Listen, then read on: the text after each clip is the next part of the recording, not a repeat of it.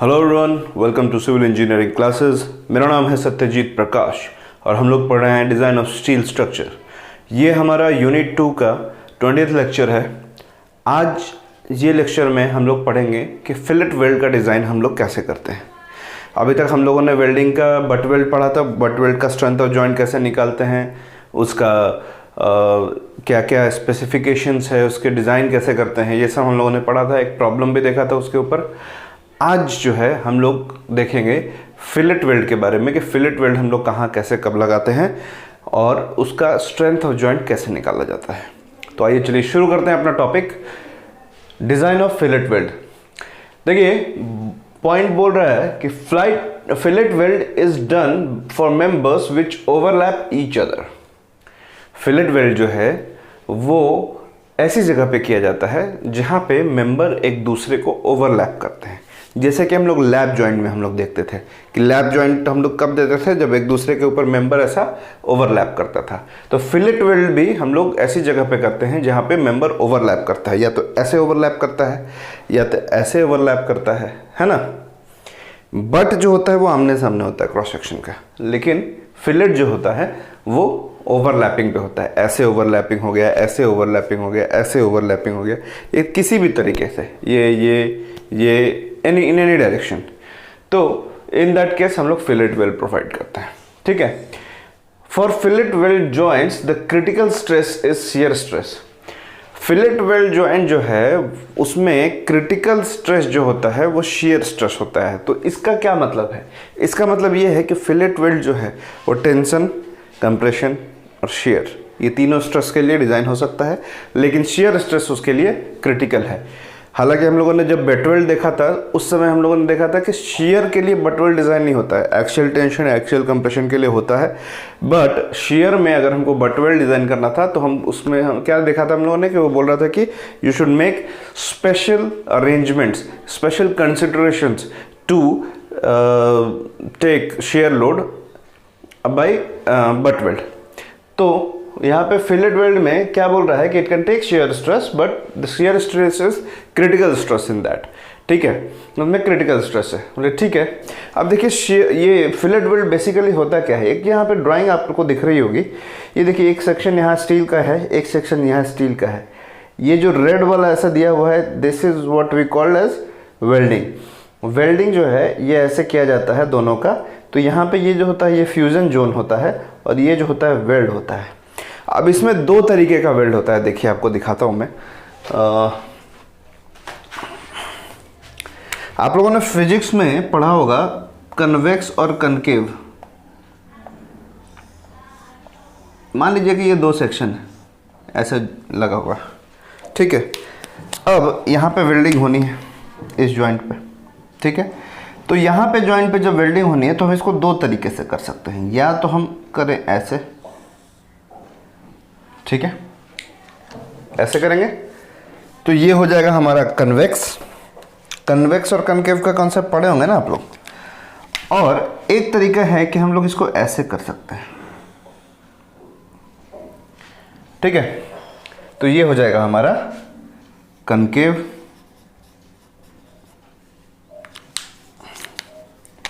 इसको दो तरीके से किया जा सकता है ना। अब मुद्दा यह है कि कन्वेक्स अच्छा है या कनकेव करें तो हम क्या करें।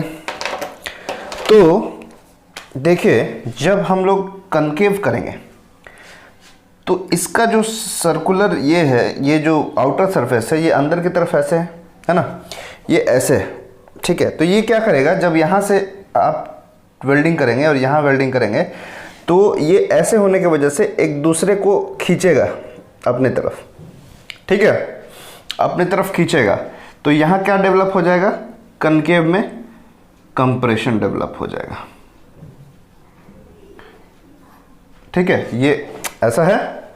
अब इधर से ये एक सेक्शन ये है। अब इसको हम यहाँ से ऐसे करके ज्वाइन कर रहे हैं तो ये ऐसा टेंड करेगा, ऐसा, तो ऐसा टेंड करेगा तो ये जो वेल्ड होगा इसमें हो जाएगा कंप्रेशन डेवलप, और यहाँ पे क्या हो जाएगा, ये क्रैक होने का संभावना यहाँ पे बढ़ जाएगा। क्या होने का संभावना बढ़ जाएगा, यहाँ पे क्रैक होने का संभावना बढ़ जाएगा, क्रैक्स विल डेवलप। ठीक है, क्रैक्स विल डेवलप। कनकेव में जब हम लोग इस तरीके से वेल्डिंग करते हैं तो सरफेस टेंशन किसी भी सरफेस पे किसी भी तरह से यहाँ जब टैक वेल्ड हम लोग मारते हैं तो ये चूंकि ये ऐसा है तो ये हमेशा इन दोनों को ऐसा सफिशिएंट नॉर्मल इसमें जोड़ के रखेगा, किसी भी तरह का इंटरनल स्ट्रेस डेवलप नहीं होगा। इंटरनल नहीं बोलेंगे, मतलब सरफेस पे कोई स्ट्रेस डेवलप नहीं होगा। तो कन्वेक्स जो है हमेशा प्रेफरेबल होता है इन case of fillet weld. Convex welding हमेशा करना चाहिए, मतलब एक ऐसा आउटर सरफेस में आज ऐसा डेवलप करना चाहिए। बट वेल्ड में भी आप लोगों ने देखा होगा कि हम लोग एक ऊपर से रिइंफोर्समेंट ये करते हैं, ठीक है, वो प्रोटेक्टिव रहता है, ऊपर से प्रोटेक्टिव ये रहता है। यहाँ पे ये इसलिए किया जाता है ताकि कनकेव में कंप्रेशन डेवलप नहीं हो। ठीक है, कनकेव करेंगे तो कंप्रेशन डेवलप होगा, तो उन दोनों के बीच में कंप्रेशन डेवलप नहीं हो, क्रैक नहीं आए, इसलिए हम लोग कन्वेक्स वेल्डिंग करते हैं।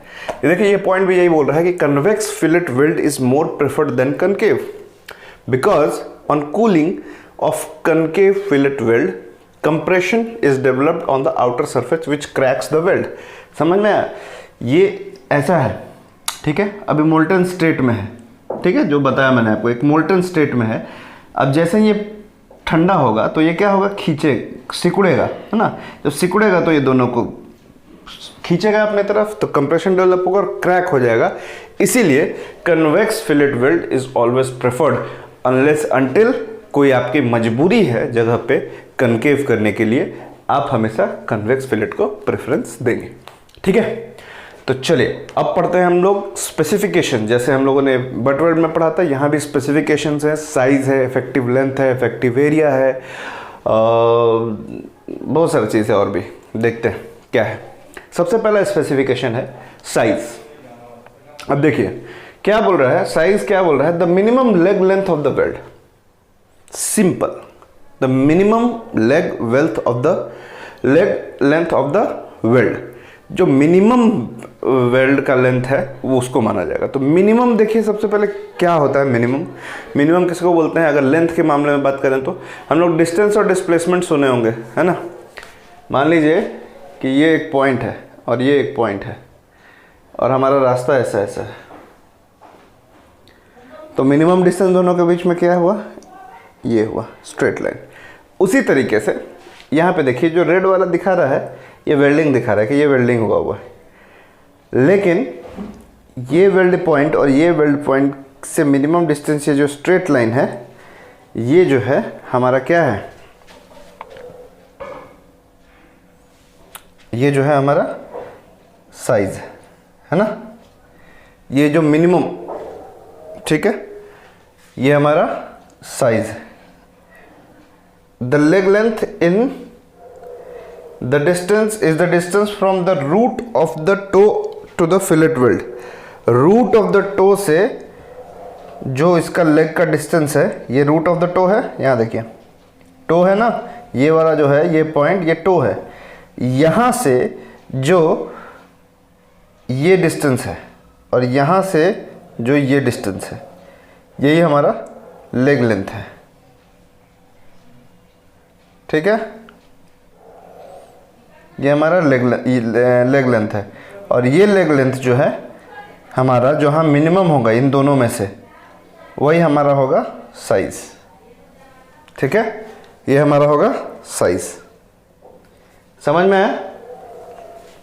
देखिए ये पॉइंट और ये पॉइंट हमारा है, यहाँ से ये क्या किया हम लोगों ने, एक स्ट्रेट लाइन खींचा, ये हमारा मिनिमम हो गया, सबसे एंड पॉइंट, यही मिनिमम लाइन हो गया हमारा वेल्ड का।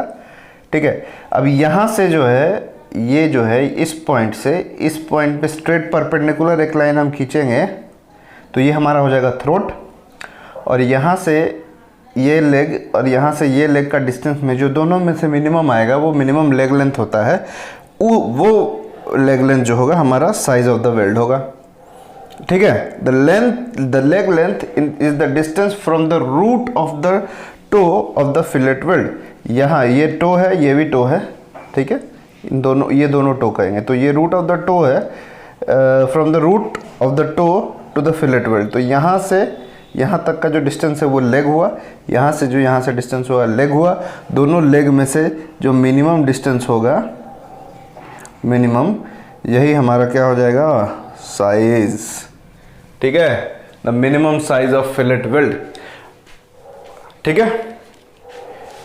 तो अब यहाँ पे क्या बोल रहा है कि ये तो हमारा साइज है, तो लेकिन the minimum size of a fillet weld as per specification in Indian standard is. अब बोल रहा है कि इंडियन स्टैंडर्ड ने बोला है कि ठीक है दिस इज तो साइज, बट क्या साइज हमको लेना है, क्या साइज लेना है, किस तरीके का प्लेट होगा, तो किस साइज का वेल्डिंग हम रखेंगे, उसका एक स्पेसिफिकेशन दिया हुआ है। वो एक टेबल मैंने आपको यहाँ पे देखिए बना के रखा हुआ है कि मिनिमम साइज ऑफ फिलेट हम लोग को क्या लेना है। ये एक तरीके से एक गाइडलाइन है IS कोड का, जो हमको बताता है कि हाँ अप्रॉक्सीमेटली आपको इस रेंज में चलना है।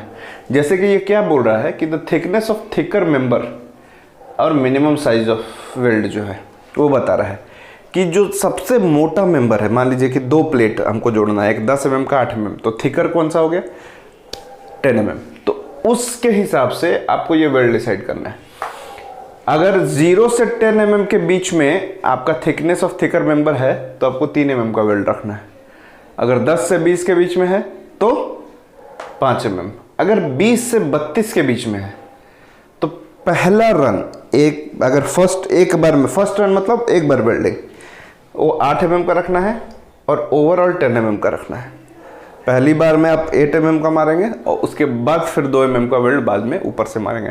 रन का मतलब क्या होता है पता है, जो हम लोग ऐसे वेल्डिंग करते करते करते करते करते आते हैं उसको बोलते हैं रन। तो फर्स्ट रन अगर 20 से 32 mm का प्लेट आपका है, थिकर प्लेट, तो पहला रन जो पहली बार वेल्डिंग करेंगे वो 8 mm के आसपास करेंगे और दूसरा जो वेल्डिंग करेंगे वो 10 mm, मतलब 8 + 2 10 mm, ठीक है। मार्केट में मिलता है आपको 2 mm का रॉड, 10 mm का रॉड, 5 mm का रॉड, ऐसे मिलता है। वो उसी से thickness of the minimum size of the belt हमको करना होता है। अब यहाँ पे देखिए कुछ गाइडलाइंस और है जिससे हम लोग को weld size of the weld पता चलेगा। कह रहा है कि the minimum size of weld should not be greater then thickness of the thinner part jointed. Minimum size of weld जो है वो थिनर पार्ट से क्या होना चाहिए, उसका थिकनेस ज़्यादा नहीं होना चाहिए। मतलब क्या बोल रहा है कि एक, मान लीजिए एक प्लेट है 10 mm, एक प्लेट है 5 mm, ठीक है। तो कह रहा है, अब मान लीजिए कि यहाँ पे थिकर वाला प्लेट कौन सा है, ये थिकर प्लेट है। तो हम यहाँ रेंज में देखेंगे, अच्छा 0 से 10 में है तो 3 mm, तो 3 mm, तो यहाँ पे हमारा साइज ऑफ वेल्ड क्या हो जाएगा, 3 mm। अब हम लोग इसको चेक करेंगे कि मिनिमम साइज ऑफ वेल्ड, ये हो गया इसका मिनिमम साइज, ठीक है। It should not be greater than और equal to thickness of the thinner part. मतलब कि ये जो है, जो भी हम लोग कंसिडर कर रहे हैं, ये तो मिनिमम हो गया। हम लोग थोड़ा बहुत कम ज़्यादा भी कर सकते हैं, लेकिन ये 5 mm से ज़्यादा नहीं होगा, क्योंकि thickness of the thinner plate जो है हमारा वो 5 mm है। कंफ्यूजन हो रहा है? देखिए फिर से, 2 प्लेट है 10 mm और 5 mm का, ठीक है। ये अब इसमें हमको वेल्ड का minimum thickness of weld, minimum size जो है हमको क्या लेना है वो हमको डिसाइड करना पड़ेगा। तो हम बोलेंगे भाई thickness of the thicker member जो है वो 10 mm है, तो ये हमारा इस रेंज में आएगा। तो इस रेंज में हमारा प्लेट है 3 mm, सॉरी मिनिमम साइज है 3 mm, तो हम यहाँ पे 3 mm ले सकते हैं। लेकिन 3 mm लेने के साथ साथ हम ये भी चेक करेंगे, ये वाला क्राइटेरिया, कि minimum size of the weld जो है वो ग्रेटर देन और इक्वल टू नहीं होना चाहिए किससे, thickness of thinner part jointed. मतलब जो थिनर पार्ट है इसका यहाँ पे कितना साइज है, 5 mm, तो उससे ज़्यादा नहीं होना चाहिए। अब मान लीजिए फॉर एग्जांपल ये मिनिमम साइज ऑफ वेल्ड है, अगर हम यहाँ पे ले लेते, बोलते नहीं हम 6 mm से करेंगे, तो क्या ये क्राइटेरिया फुलफिल होता? नहीं, मिनिमम तो चलिए 3 mm है तो हो जाता, ठीक है, लेकिन यहाँ पे 5 mm का प्लेट है और मिनिमम साइज ऑफ वेल्ड जो है 6 mm है, तो ये इससे ज़्यादा हो रहा था, इसलिए ये क्राइटेरिया फुलफिल नहीं होता, इसलिए हम लोग इसको नहीं ले पाते। It should not be greater than the thickness of the thinner part jointed, ठीक है। Next, in case of welds applied to the round toe of steel sections, अगर कोई ऐसा सेक्शन है जहां जिसका जो टो है वो राउंड है, जैसे कि ऐसा है, ठीक है, ठीक है, और हम लोग का ज्वाइनिंग यहाँ पे हो रहा है, मान लीजिए ये टो है, ये राउंड है और यहाँ पे ये वेल्डिंग करना है, ठीक है। तो क्या कह रहा है कि the maximum size of the weld should not be greater than 3/4 of thickness of the section at the toe. Toe पे जो यहाँ पे मान लीजिए कोई सेक्शन हम जोड़ रहे हैं उसके साथ में, ठीक है, तो मैक्सिमम साइज जो है, मैक्सिमम साइज, मिनिमम नहीं हो रहा, मैक्सिमम साइज वेल्ड का जो है वो 3/4 किसका नहीं होना चाहिए, thickness of the section of the to. तो ये जो सेक्शन का थिकनेस अगर मान लो t है तो 3/4 t से बड़ा नहीं होना चाहिए, should not be greater then, छोटा चलेगा, ठीक है। क्या मैक्सिमम साइज, मान लो कि ये t अगर 10 होता तो 3/4 इंटू 10 कितना होता, 7 चौके 28, 7.5 mm का वेल्ड साइज, उससे ज़्यादा नहीं हो सकता था, ठीक है, वेल्ड साइज उससे ज़्यादा नहीं हो सकता था। समझ में आ रहा है? ये दोनों क्राइटेरिया, एक मैक्सिमम और मिनिमम। मिनिमम है नॉर्मल, मैक्सिमम है अगर राउंड टो है तो, ठीक है। समझ में आ रहा है? क्या हम लोगों ने किया, हम लोगों ने किया डिज़ाइन का सबसे पहला क्राइटेरिया जो है, सबसे पहले तो हमने देखा कि क्रिटिकल स्ट्रेस जो है फिलेट वेल्ड के केस में वो शियर स्ट्रेस होता है। फिलेट वेल्ड हम वहाँ करते हैं जब मेंबर एक दूसरे से ओवरलैप करते हैं किसी भी तरीके से, in any of the 3 direction, ठीक है। और कन्वेक्स और कनकेव फिलेट, 2 तरीके का फिलेट टाइप होता है जो भरने का शेप होता है, तो उसमें हम लोग कन्वेक्स प्रेफर करते हैं rather than concave, because concave जो है वो कंप्रेशन डेवलप करता है, क्रैक होने की संभावना रहती है रादर देन कन्वेक्स। तो ये एक चीज़ हो गया। इसके बाद हम लोगों ने देखा कि साइज़ कैसे निकालना है। तो साइज़ जो है हमारा लेग लेंथ, दोनों में से जो मिनिमम लेग लेंथ होगा, ये 2 सेक्शन था, यहाँ पे वेल्डिंग हुई थी, ये यहाँ से पॉइंट है जो मिनिमम पॉइंट है, इससे मिनिमम एक डिस्टेंस का लाइन खींचा, और ये लेंथ जो है कहाँ, ये टो है, इसको टो बोलते हैं, इसको थ्रोट बोलते हैं, यहाँ से परपेंडिकुलर, तो यहाँ से जो रूट ऑफ द टो, यहाँ से यहाँ का डिस्टेंस, यहाँ से यहाँ का डिस्टेंस जो होगा वो लेग डिस्टेंस होगा, और इन दोनों लेग डिस्टेंस में जो मिनिमम होगा वो हमारा साइज ऑफ द वेल्ड होगा, ठीक है। उसके कुछ टेबुलर फॉर्मेट में हम लोग को देखा है कि IS कोड ने जो है वो प्लेट्स के हिसाब से कुछ मिनिमम साइज ऑफ वेल्ड का गाइडलाइन दिया हुआ है। ये मिनिमम है, मैक्सिमम नहीं है, मिनिमम, कि 3 mm मिनिमम लेना ही है, 5 mm मिनिमम, 3 mm मिनिमम लेना ही है, 5 mm मिनिमम लेना ही है, 8 mm मिनिमम लेना ही है, ये मिनिमम साइज है, ठीक है। और उसके साथ साथ मैं ये भी बोला कि अगर आपका प्लेट का थिकनेस मान लीजिए 2 प्लेट अलग अलग थिकनेस का है, तो आपको ये क्राइटेरिया फुलफिल करना चाहिए कि मिनिमम साइज ऑफ वेल्ड जो है वो इससे ज़्यादा नहीं हो, किससे, थिनर पार्ट के थिकनेस से। और अगर आपका जो है राउंड टो है स्टील सेक्शन, और अगर आपका राउंड टो है,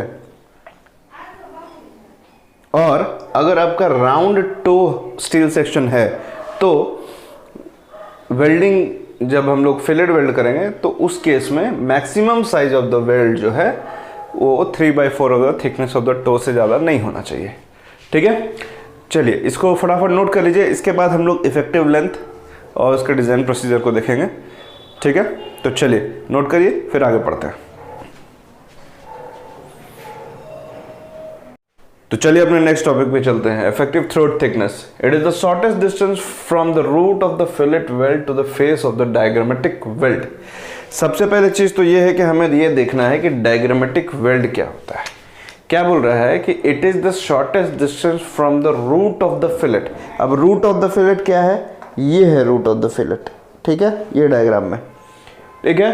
और दूसरा बोलता है कि to the face of the diagrammatic weld. तो मैंने आपको अभी बताया था थोड़ी देर पहले कि ये रेड वाला हमारा वेल्डिंग है, और यहाँ पॉइंट से जो ऐसा मिनिमम डिस्टेंस ऐसा जो खींचेंगे तो ये हमारा एक लाइन बनेगा। इस लाइन के ऊपर वेल्डिंग है, बट अगर स्ट्रेट लाइन खींचे हम यहाँ से तो ये जो लाइन बोला जाएगा इसको हम लोग बोलेंगे लाइन ऑफ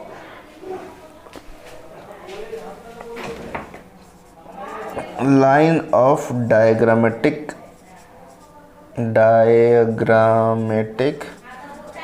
वेल्ड। ठीक है, लाइन ऑफ डायग्रामेटिक वेल्ड। तो लाइन ऑफ डायग्रामेटिक वेल्ड जो है वही ये डिस्टेंस है, यहाँ से यहाँ के बीच में जो लाइन खींच रहे हैं उसको हम लोग लाइन ऑफ डायग्रामेटिक वेल्ड बोल रहे हैं। और ये रूट से इसका जो परपेंडिकुलर डिस्टेंस है ये है हमारा इफेक्टिव थ्रोट थिकनेस। थ्रोट मतलब क्या? गर्दन। गर्दन मतलब क्या? गर्दन मतलब कि थ्रू आउट जो इसका इफेक्टिव थिकनेस यहाँ से वहाँ जा रहा है, जो एकदम जो मिनिमम हम सॉलिड वेल्ड जिसको बोल सकते हैं वो है थ्रोट, उसी को बोल रहे हैं। ठीक है, तो थ्रोट जो यहाँ पे है ये यहाँ पे रूट ऑफ द वेल्ड से इसके ये लाइन ऑफ डायग्रामेटिक वेल्ड के बीच में जो शॉर्टेस्ट डिस्टेंस है, मतलब जो परपेंडिकुलर डिस्टेंस है, उसको हम लोग इफेक्टिव थ्रोट थिकनेस बोलते हैं। पिछले बार हम लोग देखा था कि ये रूट ऑफ वेल्ड से टो ऑफ वेल्ड, ये जो दोनों टो है उसका जो यहाँ से यहाँ का लेंथ, यहाँ से यहाँ का लेंथ जो है उसको बोलते हैं लेग डिस्टेंस, और दोनों में से जो मिनिमम होता है उसको हम लोग बोलते हैं size of the weld.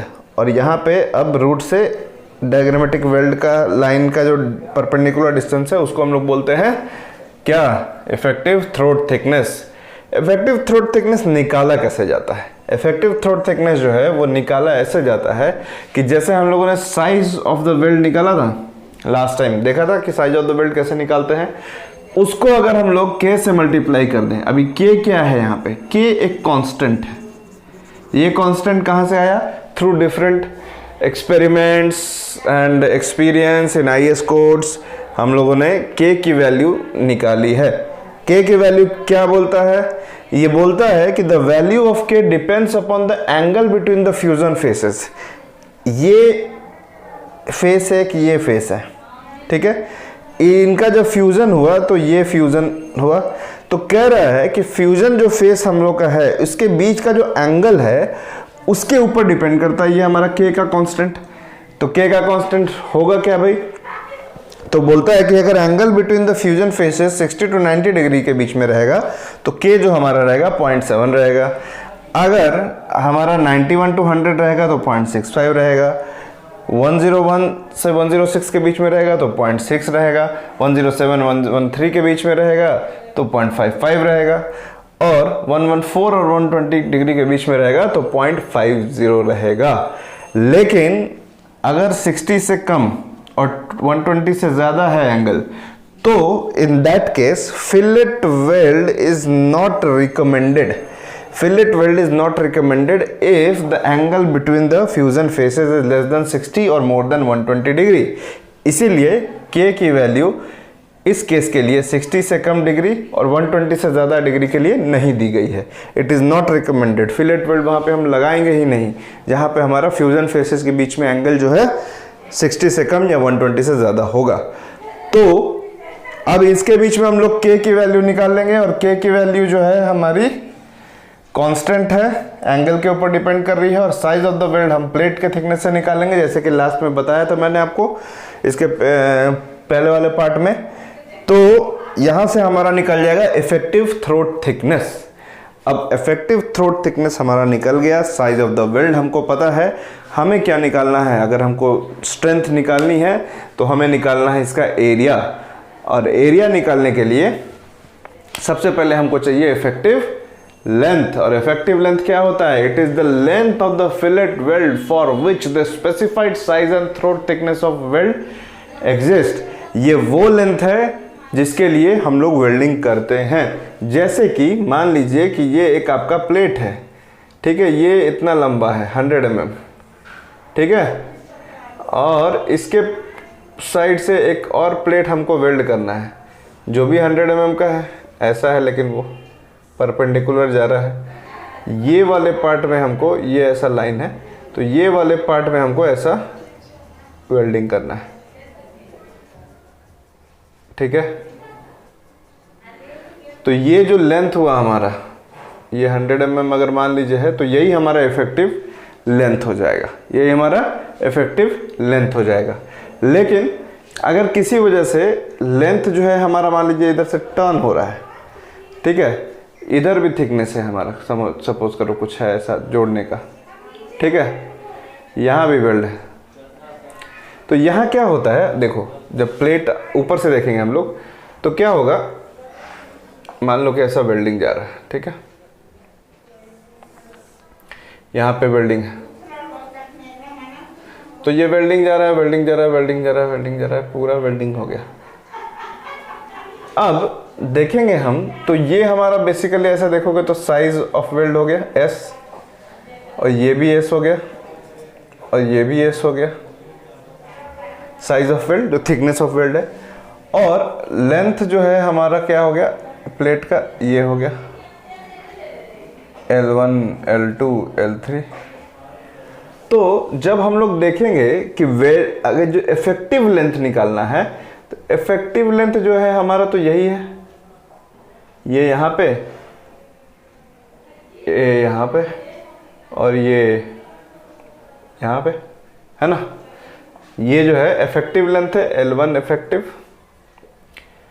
L2 effective, sorry L2 effective के, L2 और L1 तो वही है, लेकिन हमको जब बाहर से बाहर अगर हम लोग देखेंगे L3 बाहर देखेंगे तो ये वाला जो पार्ट है ये जुड़ जाता है कॉर्नर वाला, और कॉर्नर वाला पार्ट क्या होता है, देखिए इधर से S और इधर से S यानी 2S, इसका जो लेंथ आ जाता है वो आ जाता है 2S। समझ में आ रहा है, 2S जब भी कॉर्नर पे वेल्ड टर्न होता है तो जो साइज ऑफ है जो वेल्ड है वो एक इधर से साइज और एक इधर से साइज जो है वो लेंथ में बढ़ जाता है। इसीलिए हम लोग इफेक्टिव लेंथ निकालने के लिए ओवरऑल लेंथ में से, अगर वेल्डिंग का ओवरऑल लेंथ दिया हुआ है, इसमें से 2S माइनस कर लेते हैं, 2S माइनस कर लेते हैं, ठीक है। तो 2S माइनस करने से हमें वो इफेक्टिव थिकनेस मिल जाता है, ठीक है। अगर मान लीजिए कि यहाँ पे नहीं भी, मान लीजिए कोई टर्न किसी भी तरीके का नहीं भी है, तो भी जब हम लोग एक फिलेट वेल्ड, मान लीजिए ऐसा है, मान लीजिए कि एक ये प्लेट है और ये प्लेट है, ऐसा वेल्डिंग हुआ है, ऊपर से देख रहे हैं, ठीक है, ऐसा वेल्डिंग हुआ है। तो ये जो वेल्डिंग होगा ना, तो ये यहाँ पे ऐसा ऐसा ऐसा ऐसा वेल्डिंग होके यहाँ पे वेल्डिंग टर्न होता है लास्ट में, ठीक है। तो वो 2S हमको है ना माइनस करना पड़ता है, ऐसा नहीं है कि सिर्फ पूरा टर्न होकर लंबा आना चाहिए। मेनली आपको क्या करना है, अगर इफेक्टिव लेंथ निकालना है तो ओवरऑल लेंथ में से आंख बंद करके 2S माइनस कर दीजिए, क्योंकि एंड पे भी जो है हमारा क्या होता है, जो क्या बोलते हैं फिलेट वेल्ड है, वो एंड पे आके ऐसा टर्मिनेट करता है। तो लेंथ ऑफ वेल्ड में वो ओवरऑल लेंथ में वो कैलकुलेटर रहता है, तो वो हमको माइनस करना पड़ेगा, ठीक है, वो हमको माइनस करना पड़ेगा। तो ये हमारा इफेक्टिव लेंथ क्या आ गया, 2 into size of weld, S is size of weld in mm, ठीक है। अब इफेक्टिव एरिया क्या हो जाएगा, A effective will be L effective, मतलब ये इंटू इफेक्टिव थ्रोट थिकनेस, मतलब कि ये, तो एरिया निकल गया, ठीक है, एरिया निकल गया, ठीक है। अब देखिए ओवरलैप, ओवरलैप मतलब जब हम लोग एक लैप जॉइंट बनाते हैं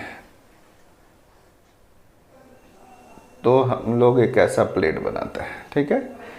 तो कैसे तय होगा कि ये डिस्टेंस कितना होगा, कितना हम एक दूसरे के ऊपर ओवरलैप प्लेट को करेंगे।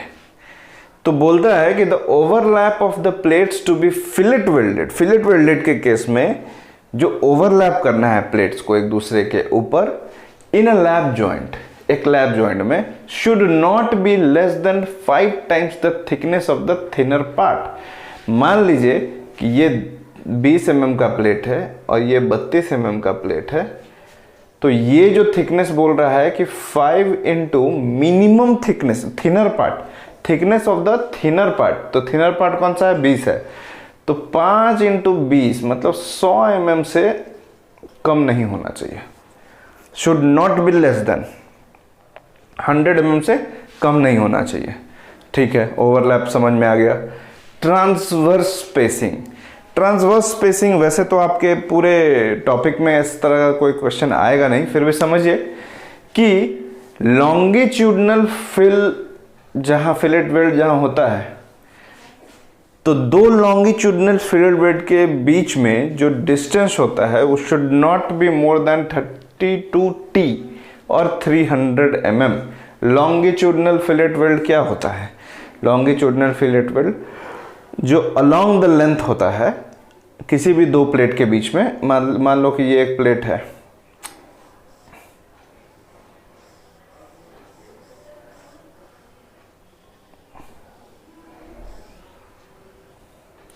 मान लो कि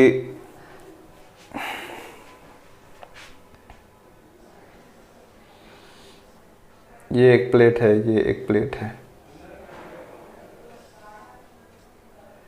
ये जोड़ना है।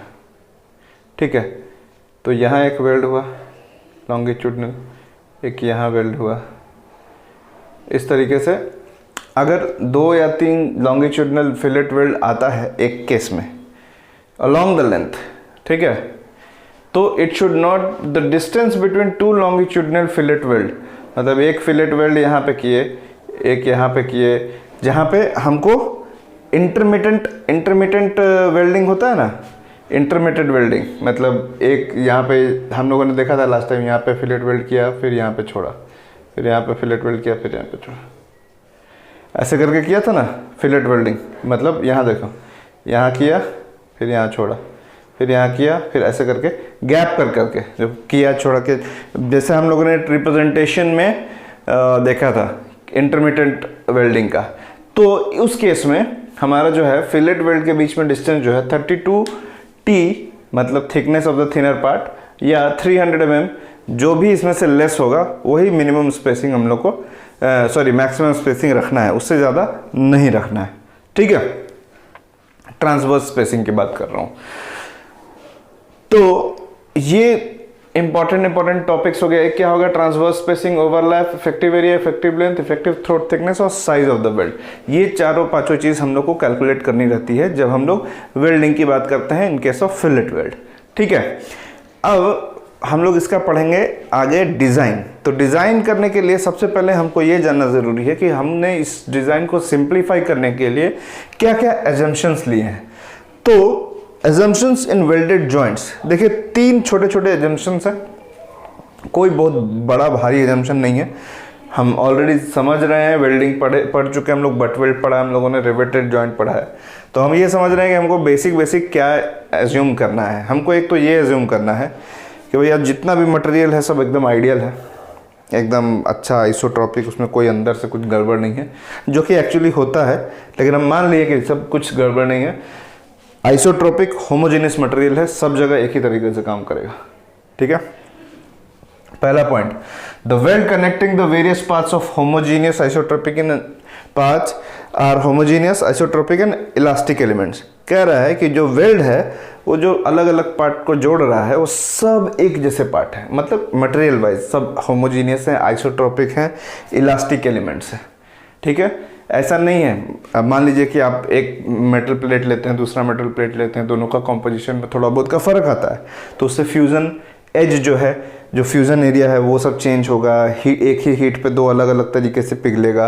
ये सब चीज़ें प्रैक्टिकली प्रॉब्लम आती है, बट उसको हम लोग नेग्लेक्ट करते हैं, बोले ये सब नहीं देखना है, क्योंकि अगर ये देखेंगे तो चीज़ें और कॉम्प्लेक्स होती चली जाएंगी। तो पहला पॉइंट हमें बोलता है कि the welds connecting the various parts are homogeneous isotropic and elastic elements. ठीक है, तो ये एक तो चैप्टर क्लोज हुआ कि हाँ भैया इलास्टिक है, सब एक जैसा है, अलग अलग कुछ भी नहीं है। सेकंड पॉइंट क्या बोलता है, the parts connected by weld are rigid and their deformations are therefore neglected. कह रहा है कि जो पार्ट्स एक दूसरे से कनेक्ट हो रहे हैं, जो एक मेंबर दूसरे मेंबर से कनेक्ट हो रहा है, वो एकदम रिजिड हो रहा है, मतलब कुछ मोबिलिटी नहीं है, किसी भी तरह का कुछ डिफॉर्मेशन अगर उसमें होता भी है तो हम लोग उसको नेग्लेक्ट करके चलते हैं। अगर उसके जॉइंट के पास में कुछ डिफॉर्मेशन हो रहा है, कुछ लेंथ बढ़ रहा है, घट रहा है, डिफॉर्म हो रहा है, तो उसको हम लोग नेग्लेक्ट करके चलते हैं कि हम लोग ये मान के चलते हैं कि अब वो जुड़ गया तो एकदम रिजिड जॉइंट है, उसको कुछ भी तरह का उसमें कुछ भी इधर उधर डिफॉर्मेशन डिस्प्लेसमेंट नहीं होगा। ठीक है। Third point, effect of residual stresses, stress concentration and shape of the weld are neglected, only external loads are considered. ये तो लास्ट टाइम भी बताया था आपको कि किसी भी तरह का अगर वेल्डिंग करने के दौरान, ये एजम्पशन इन वेल्डिंग बताया था आपको कि वेल्डिंग करते हैं तो क्या होता है, वो खींचता है अपने तरफ। जब वेल्डिंग अनइवन होता है तो एक तरफ खींचता है, जिधर ज़्यादा वेल्डिंग होता है, दूसरे तरफ या जिधर पहले वेल्डिंग होता है, पहले ठंडा हो जाता है, खींचता है मेंबर को एक दूसरे को। ठीक है। तो उस केस में क्या होता है, इंटरनल स्ट्रेस डेवलप हो जाता है ना। तो इंटरनल स्ट्रेस डेवलप हो जाता है, स्ट्रेस कॉन्सेंट्रेट कर जाता है। ठीक है। तो उन सब का जो इफेक्ट है उसको हम लोग जीरो मान के चलते हैं, बोलते हैं ऐसा कुछ हो ही नहीं रहा है, आइडियल है कंडीशन, हम एकदम दोनों मेंबर ऐसा है, हमने वेल्डिंग किया और दोनों सीधा सीधा जुड़ गया। अगर वो कंसिडर करेंगे तो फिर बहुत चीज़ें सोचनी पड़ेंगी, बहुत सारा चीज़ कैलकुलेट करना पड़ेगा। ठीक है। तो यहाँ पे हम लोग उसको नेग्लेक्ट करते हैं। हम मानते हैं कि स्ट्रेस अगर उसमें लगने वाला है तो सिर्फ और सिर्फ ऊपर से जो एक्सटर्नल लोड लगेगा उसकी वजह से ही स्ट्रेस लगेगा, नहीं तो स्ट्रेस लगेगा ही नहीं। Internal stress, residual stress, stress due to concentration, due to shape of the welds, जो कॉन्केव कन्वेक्स ये सब बताए, ये सब की वजह से किसी भी तरह का स्ट्रेस नहीं लगेगा, ये सब मान के चलते हैं। ठीक है। तो ये 3 अजम्पशन है जो इंपॉर्टेंट है। बाकी मैंने आपको डेफिनेशंस लिखा है, स्पेसिफिकेशन जो थे अलग अलग वो लिखा है। छोटा सा एक प्रोसीजर है, डिजाइन ऑफ फिलेट वेल्ड, और उसके बाद एक प्रॉब्लम। तो ये यूनिट आपका यहीं पे खत्म हो जाता है। ठीक है। तो फटाफट इसको नोट कीजिए, मिलते हैं थोड़ी देर में।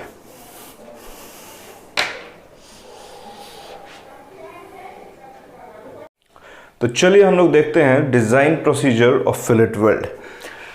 सबसे पहले हम लोग क्या करेंगे, हम लोगों ने पढ़ा हुआ स्पेसिफिकेशंस कि क्या क्या हमको निकालना होता है।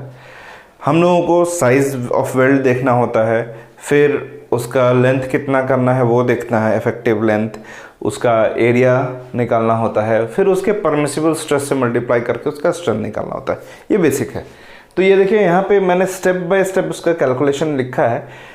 ज़रूरी नहीं है कि हर प्रॉब्लम में आपको यही स्टेप हो, लेकिन अगर एक कंप्लीट डिज़ाइन आपको करना है तो ये स्टेप सारे फॉलो करने पड़ेंगे। सबसे पहला है step 1, the size of the weld is assumed based on the thickness of the member to be jointed. Size of the weld, अगर क्वेश्चन में साइज ऑफ द वेल्ड नहीं दिया हुआ है तो हमें साइज ऑफ द वेल्ड निकालना है। किसको ध्यान में रख के, वो जो टेबल था उसको ध्यान में रख के कि कितने एमएम थिकनेस का प्लेट है तो कितना हम मिनिमम साइज ऑफ वेल्ड रखेंगे। ठीक है, पहला step.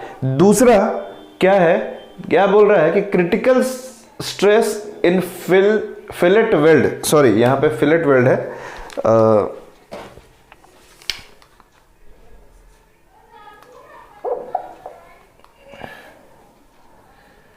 Fillet weld is shear stress. ये तो हम लोगों ने देखा था कि शियर स्ट्रेस उसका क्रिटिकल स्ट्रेस है। तो इसका मतलब है कि ये एक फिलेट वेल्ड जो है वो शियर स्ट्रेस के लिए डिजाइन होगा क्योंकि ये क्रिटिकल है।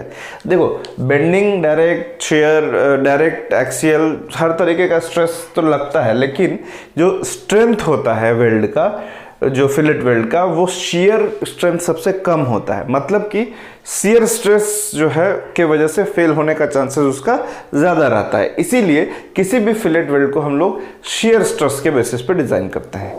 तो शियर स्ट्रेस के बेसिस पे उसका परमिसिबल शियर स्ट्रेस क्या है, परमिसिबल शियर स्ट्रेस क्या है, वो निकालने के लिए हम लोग वापस उस टेबल के ओर ध्यान करेंगे जहां हम लोगों ने वेल्डिंग के हिसाब से जो परमिसिबल स्ट्रेसेस का एक टेबल बनाया था उस पे हम जाएंगे तो हमको पता चलेगा कि वहाँ पे शियर स्ट्रेस का 108 ऐसा कुछ करके न्यूटन पर एम स्क्वायर था, डिपेंडिंग अपॉन डिफरेंट टाइप। ठीक है, तो उसके हिसाब से हम लोग परमिसिबल स्ट्रेस कंसिडर करेंगे। और कह रहा है कि अब fillet weld fails by shear at an angle of 45 degree approximately through the throat. तो फिलेट वेल्ड जो होता है वो अप्रोक्सीमेटली जो दो हमारा मान लीजिए कि ये दोनों लगा हुआ है ना और यहाँ फिलेट वेल्ड है डाला हुआ, तो ये जो है ना अप्रोक्सीमेटली 45 डिग्री के ऊपर में ये फिलेट वेल्ड शियर में फेल कर जाता है, क्रैक कर जाता है वहाँ से, ठीक है। तो ये एक जनरल फिनोमेनन है, वो अगर फेल करेगा तो 45 डिग्री के आसपास ही फेल करेगा शियर में, क्योंकि वहीं सबसे वीक जोन डेवलप होता है, ठीक है। बोल रहा है its shear strength is therefore assumed to be equal of the allowable shearing stress times the theoretical throat area of the weld. इसीलिए किसी भी फिलेट वेल्ड का अगर हमको स्ट्रेंथ निकालना है तो वो अज्यूम किया जाता है, वो माना जाता है कि that should be equal to कि allowable shearing stress times the theoretical throat area of the weld. मतलब कि थ्रोट एरिया इनटू जो उसका परमिसिबल स्ट्रेस है, जो अलाउएबल शियर स्ट्रेस है, उससे मल्टीप्लाई करके ही उसका स्ट्रेंथ निकाला जाए। तो अगर हम P जो है स्ट्रेंथ ऑफ वेल्ड देखेंगे इन न्यूटन, तो उसका होगा L effective into T effective. Now T effective क्या है यहाँ पे? L इफेक्टिव तो इफेक्टिव लेंथ है, ये जो है ये तो इफेक्टिव लेंथ है, ठीक है। T effective thickness of plate नहीं है, थिनर प्लेट नहीं है, यहाँ T effective is throat thickness है, इफेक्टिव थ्रोट थिकनेस, ठीक है। तो ये दोनों मिला के हमारा एरिया हो गया, इफेक्टिव एरिया, वो भी बताया था कि इफेक्टिव एरिया क्या होता है। And now this is the permissible shear stress, इसकी यूनिट है न्यूटन पर एम स्क्वायर, ये mm कैंसिल हो जाता है, न्यूटन बचता है, which is the unit of strength of weld, ठीक है। क्लियर है? वही फॉर्मूला है, area into stress, area will be, अब एरिया यहां पे कैसे डिफाइन होगा? Effective length into effective throat thickness, ना कि effective minimum of the thinner outer plate, ठीक है। तो ये हो गया इसका स्ट्रेंथ। अगर आपको इफेक्टिव लेंथ निकालना है कि total length, generally effective length दिया रहता है या ओवरऑल लेंथ दिया रहता है, उसमें से -2s करके हम लोग इफेक्टिव लेंथ निकाल लेते हैं। लेकिन अगर आपको दिया हुआ है कि हमारे प्लेट पे 200 न्यूटन का लोड लग रहा है और स्ट्रेंथ ऑफ द जॉइंट हम निकाल पा रहे हैं किसी तरीके से, दूसरे तरीके से, या दिया हुआ है स्ट्रेंथ ऑफ जॉइंट इतना है, तो उसमें कितना इफेक्टिव लेंथ, कितना वेल्डिंग का लेंथ जाएगा, तो वो हम लोग अगर निकालना होगा तो हम ऐसे निकाल सकते हैं कि टोटल पुल और थर्स्ट जो फोर्स लग रहा है that divided by strength of joint, तो पर unit length strength of joint अगर उससे डिवाइड करेंगे तो हमारा इफेक्टिव लेंथ आ जाएगा, ठीक है, इफेक्टिव लेंथ आ जाएगा, ठीक है। ये फॉर्मूला उसी तरीके का है, मतलब टोटल लोड जितना लग रहा है उतना स्ट्रेंथ पर यूनिट लेंथ हमारे पास कितना अवेलेबल है वेल्ड का, वो डिवाइड कर दिए, टोटल लेंथ ऑफ वेल्ड निकल गया, उतना इफेक्टिव लेंथ होना चाहिए। तो ये 3 स्टेप है बेसिकली इसको डिज़ाइन करने के लिए। इसी के साथ में हमारा ये चैप्टर ख़त्म होता है। आइए इस फिलेट वेल्ड के डिज़ाइन के ऊपर में एक क्वेश्चन हम लोग कर लेते हैं, ताकि हमारा कंसेप्ट जो अभी तक हम लोगों ने सीखा है वो क्लियर हो जाए।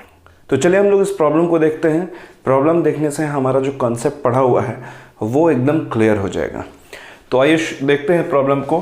प्रॉब्लम दिखने में काफ़ी बड़ा दिख रहा है, इसका मतलब इन्फॉर्मेशन तो कूट कूट के दिया हुआ है इसमें। चलिए पढ़ते हैं इसको लाइन बाय लाइन और देखते हैं इसमें क्या क्या इन्फॉर्मेशन दिया हुआ है, हमें क्या निकालना है, यह समझने की कोशिश करते हैं। सबसे पहले क्या लिखा हुआ है इसमें, a tie member in a truss girder. अभी देखिए बहुत सारा क्वेश्चन आपको ऐसा आएगा जिसमें आपको लगेगा कि इसका टर्म आपको समझ में नहीं आ रहा है, ठीक है। जैसे टाई मेंबर क्या होता है, ट्रस गर्डर क्या होता है, ये सब चीज़ें जो हैं ये आप लोग को आगे पढ़नी है।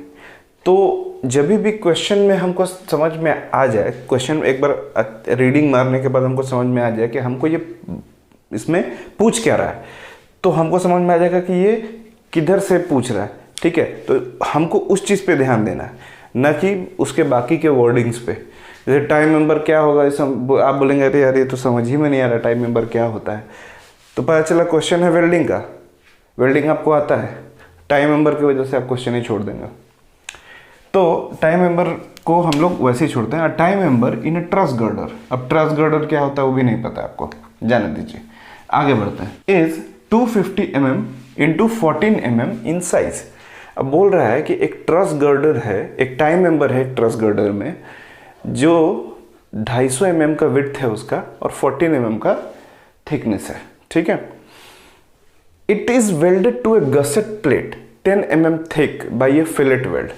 ये जो है एक गसेट प्लेट से जुड़ा हुआ है। गसेट प्लेट भी आपको पता नहीं क्या होता है।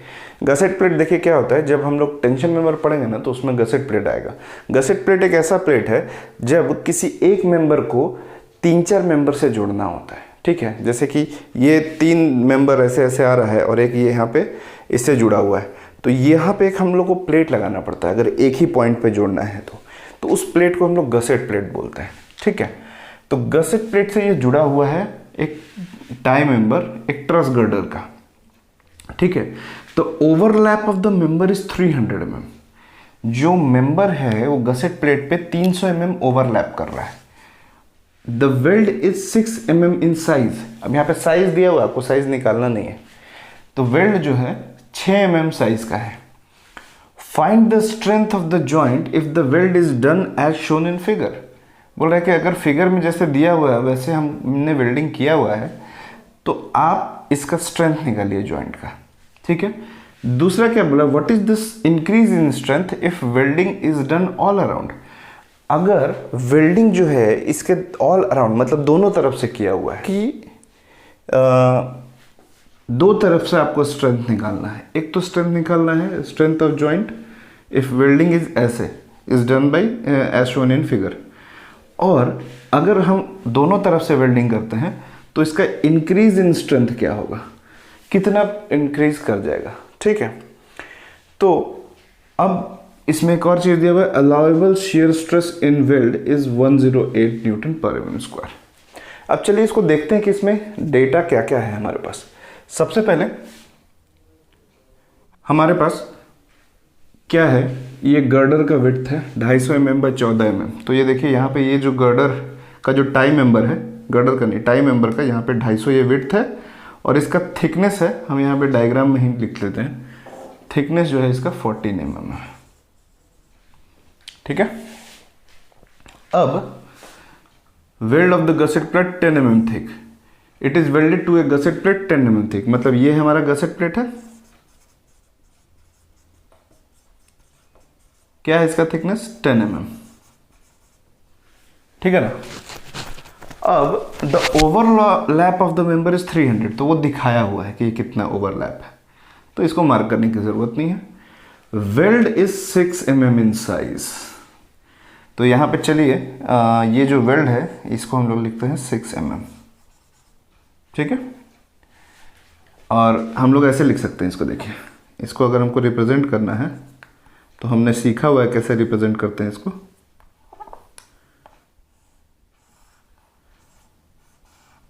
है ना। और इसका लेंथ कितना है, ये देखिए यहाँ 300 है, यहाँ 250 है और यहाँ 300 है। तो 300 प्लस 250 प्लस 300 कितना हो जाता है 600, 600 850। तो इसको हम लोग ऐसे लिख सकते हैं, ये हमको पता है, यस ये हमें पता है।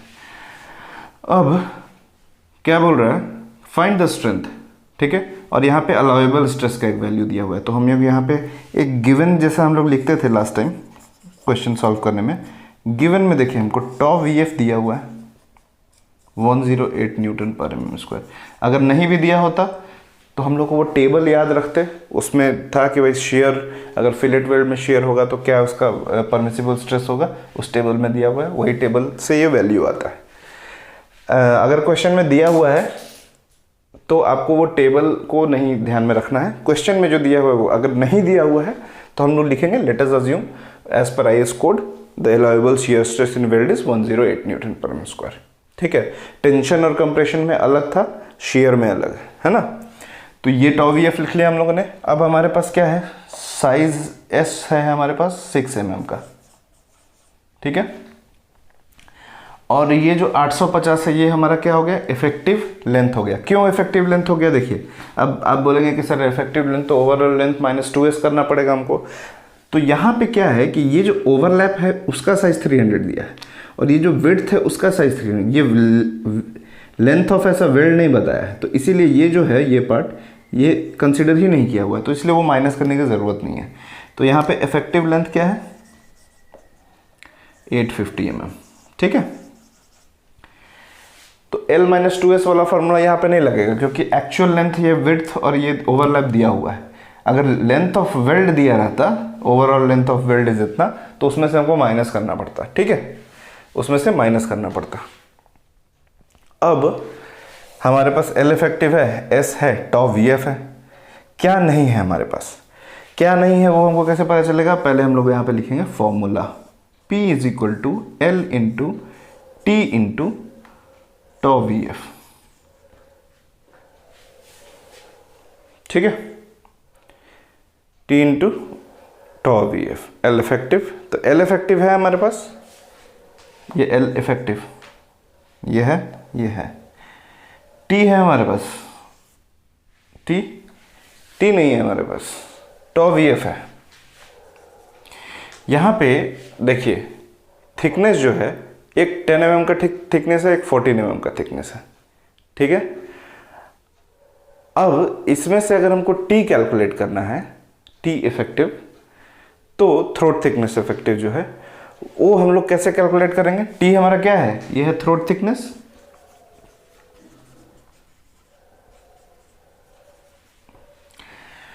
थ्रोट थिकनेस जो है उसका कैलकुलेट करने का हमारा फॉर्मूला क्या था? K इंटू एस, है ना, K इंटू एस। लेकिन यहाँ पे S का वैल्यू हमको पता है, ये 6 mm है, लेकिन K की वैल्यू हमें पता नहीं है, ठीक है, K की वैल्यू पता नहीं है। K की वैल्यू पता करने के लिए हमारे पास जो वेल्डिंग एंगल है वो हमको पता होना चाहिए, लेकिन यहाँ वेल्डिंग एंगल का पूरे क्वेश्चन में कोई जिक्र नहीं है। तो हम लोग क्या करेंगे? यहाँ पे हम लोग लिखेंगे let us assume angle of weld, angle of fusion faces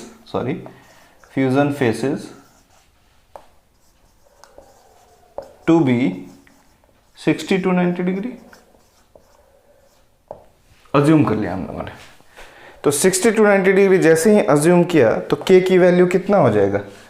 तो यहां लिख देते हैं, चलिए इसको ऐसा कह देते हैं, K इज इक्वल टू, यहाँ से, ठीक है, यहाँ से स्टार दबाइए, यहाँ पे स्टार लगाइए, K is equal to 0.7, table में देखिए, याद कीजिए। तो हमारा यहाँ पे T जो है वो 0.7 इंटू 6 कितना हो जाएगा भाई? 4.2 हो जाएगा, 42। तो 4.2 mm हमारा ये थ्रोट ऑफ वेल्ड हो जाएगा। तो हमारा P निकल जाएगा फटाफट, क्या हो जाएगा? P 850 mm में लेना है, ये भी mm में आएगा, और 108 न्यूटन पर mm स्क्वायर भी ऐसे आएगा। कैलकुलेट कीजिए क्या आता है इसका स्ट्रेंथ।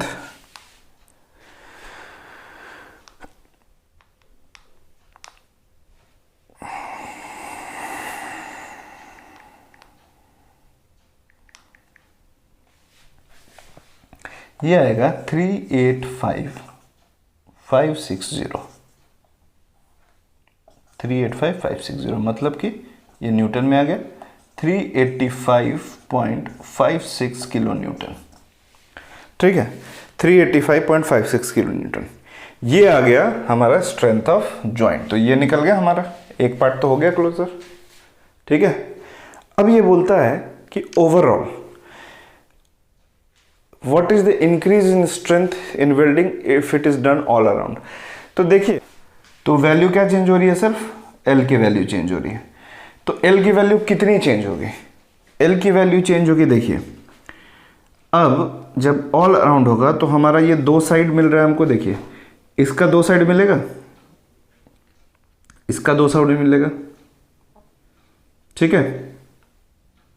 वेल्डिंग जो होगी वो ऐसे होगी, ऐसे होगी, पूरा ऑल अराउंड ऐसे चारों तरफ से, है ना। तो इस केस में क्या होगा कि हमारा ये फेस भी है, ये फेस भी हमारा वेल्ड होगा, ठीक है, ये फेस भी वेल्ड होगा। तो अगर इफेक्टिव लेंथ की हम लोग बात करें तो 300 + 300 मतलब 2 300, और ये अभी 3 साइड से था, तो ऑल अराउंड अगर होगा तो ये दोनों साइड भी हो जाएगा। ठीक है, तो 2 × 250, तो इफेक्टिव कितना हो जाएगा? 3 × 600, 600 500 1100 mm।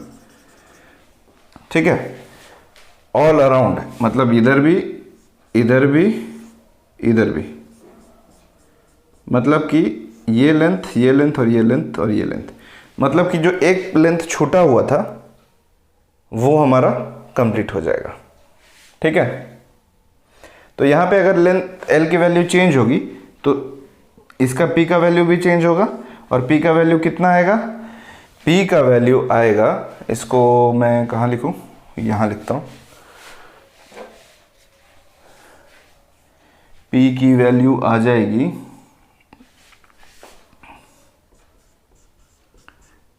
P = 1100 × 4.2 × 108, और जो वैल्यू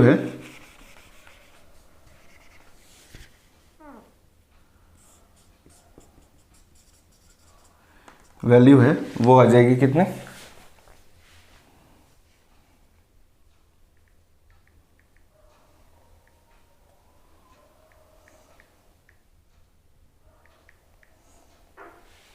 498.96 किलो न्यूटन। तो कितना इंक्रीज हुआ? Increase in P strength 498.96 minus 385.56, एक 113.4 किलो न्यूटन से ये स्ट्रेंथ बढ़ गया। ठीक है, तो हमारे लिए इंपॉर्टेंट क्या क्या डेटा है?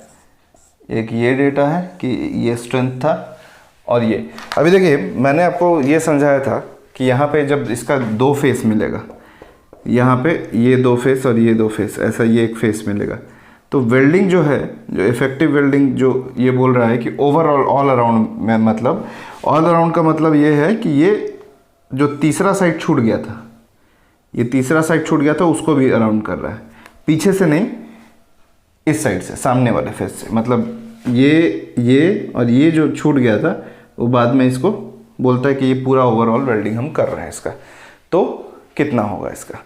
ठीक है, पीछे वाले साइड में वेल्डिंग नहीं, एक ही साइड से वेल्डिंग कर रहे हैं। ये एक्चुअल में ये फिगर यहाँ पे गलत बन गया है, ये फिगर ऐसे होना चाहिए,